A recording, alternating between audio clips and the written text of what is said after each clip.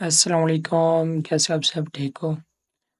तो आज हमारा लेक्चर है ब्रांड आईपी के रिलेटेड कि हम किस तरह चेक करते हैं कि किसी भी प्रोडक्ट पे ब्रांड की आईपी है कि ब्रांड उस प्रोडक्ट को अमेज़न पे अलाउ कर रहा है रीसेल करना।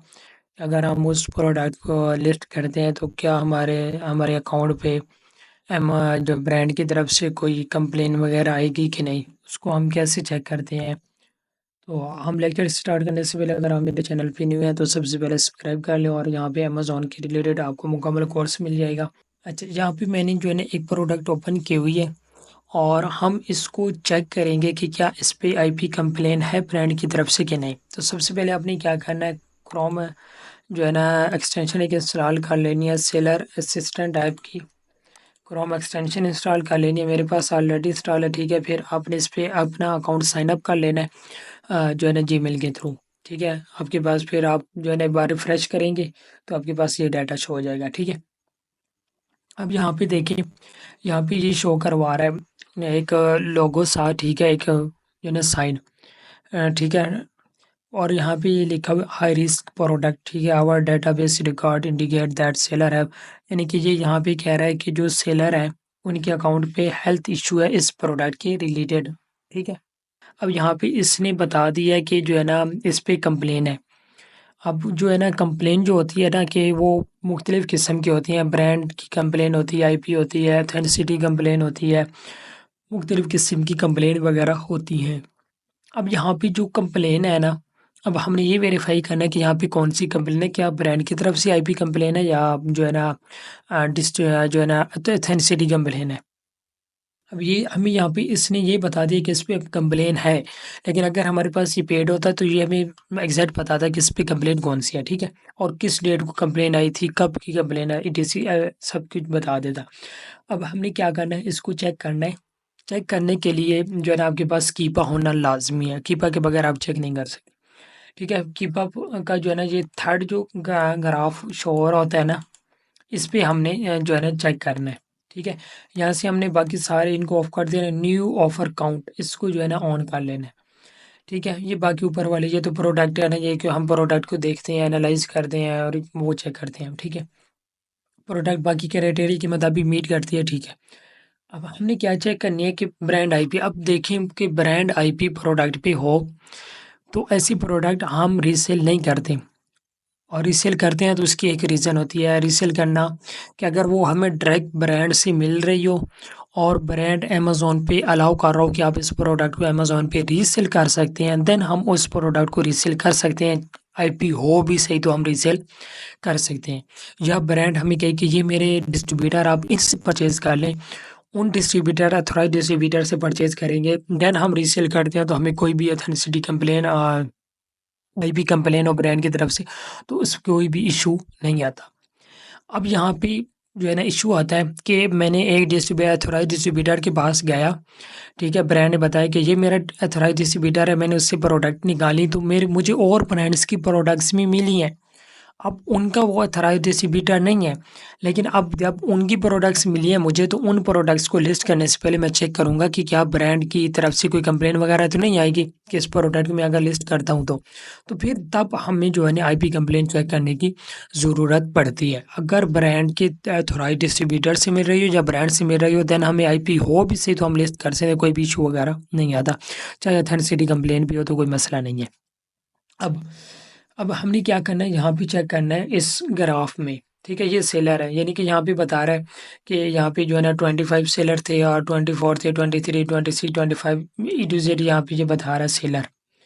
अब यहाँ पे देखें, मैं यहाँ पे देखता हूँ, यहाँ पे ग्राफ को आप देखें। ठीक है, ये जो ग्राफ है यहाँ पे, इस ग्राफ को आपने देखना है, थोड़ा नोट करना है। ठीक है, अब यहाँ पे देखें कि यहाँ पे सेलर थे 25, कितने 25 सेलर थे, और एकदम से नीचे गिरे हैं और 13 पे आ गए, यानी कि ऑलमोस्ट जो है ना 12 सेलर ड्रॉप हो गए एकदम।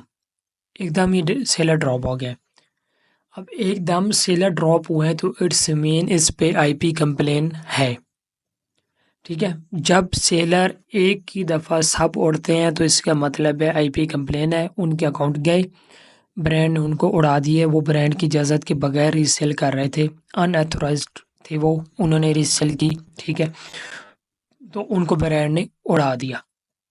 अब यहाँ पे ठीक है, ये यहाँ से देखें ना, एक दफ़ा यहाँ से एकदम गिरी है, सेलर ड्रॉप हुए हैं एकदम से, ठीक है। मैं अब यहाँ पे ईयर पे क्लिक करता हूँ और यहाँ पे मैं अगर पीछे जाता हूँ, यहाँ पे 37 थे, ठीक है। मार्च और 1 अप्रैल, ये मतलब कितना नहीं लग रहा, ठीक है।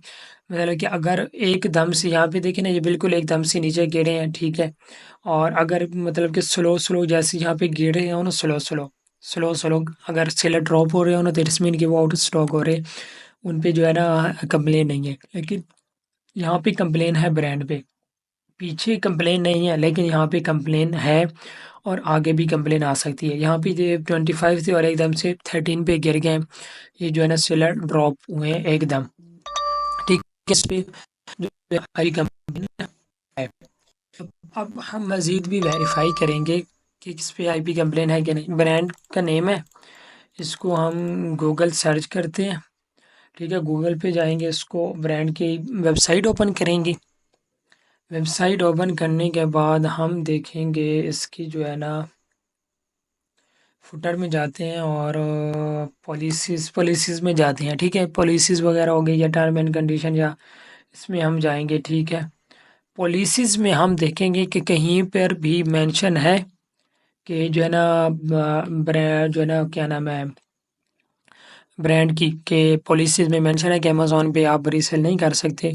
यहाँ पे कहीं भी मेंशन होगा तो हम उस प्रोडक्ट को रीसेल नहीं करें। अब हम क्या करते हैं, रिटर्न पॉलिसी, इंटरनेट पॉलिसी, ठीक है। इंटरनेट पॉलिसी आ गए, suggest retail price, third party site, हाँ थर्ड पार्टी साइट आ गई, ठीक है।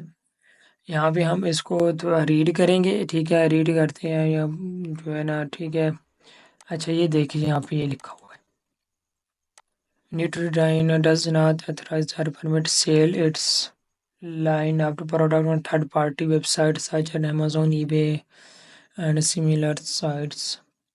यहाँ पे ये कह रहा है कि आप जो है ना इस ब्रांड की प्रोडक्ट अमेज़न, ईबे, वॉलमार्ट, इस जो है ना इन पे, टिकटॉक शॉप हो गई, इन पे थर्ड पार्टी जो है ना ये वेबसाइट है, इन पे आप रीसेल नहीं कर सकते। यहाँ पे ये नीचे देखें, रिमूवल और another listing on third party site की, अगर आप जो है ना लिस्ट करते हैं इस प्रोडक्ट को, ठीक है, तो ये आपकी लिस्टिंग को भी रिमूव करवा सकता है, ठीक है। लिस्टिंग, ठीक है, आपकी लिस्टिंग रिमूव करवा देगा।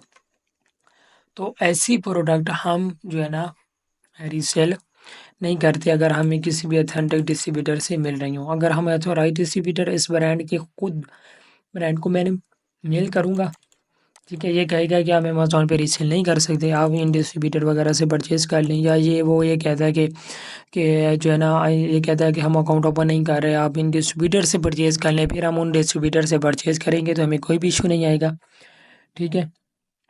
लेकिन अगर हम किसी और थर्ड पार्टी डिस्ट्रीब्यूटर से परचेज़ कर रहे हैं जो उसका ऑथोराइज्ड डिस्ट्रीब्यूटर नहीं है, तो ये हमें अलाउ नहीं करेगा। हम रीसेल करेंगे तो हमारी लिस्टिंग रिमूव हो जाएगी अनऑथराइज्ड, ठीक है। तो होप सो आप लोगों को समझ आ गई होगी। अभी मैं एक और प्रोडक्ट निकालता हूँ यहाँ पे। अच्छा, तो मैंने जो है ना यहाँ पे एक प्रोडक्ट और ओपन की है, तो हम इसको देखते हैं कि इस पे आईपी कंप्लेन है। यहाँ पे देखा हमने, तो यहाँ पे जो है ना कोई भी जो है ना साइन नहीं बना हुआ है कि आईपी का। लेकिन अब हम नीचे जाएंगे और इसको करते हैं हम 3 मंथ में। हमने देखा तो 3 मंथ में हमें जो है ना कुछ ख़ास नहीं पता चल रहा कि इस पे जो है ना आईपी है कि नहीं। हम 1 ईयर पहले चले जाते हैं, 1 ईयर पहले, ठीक है।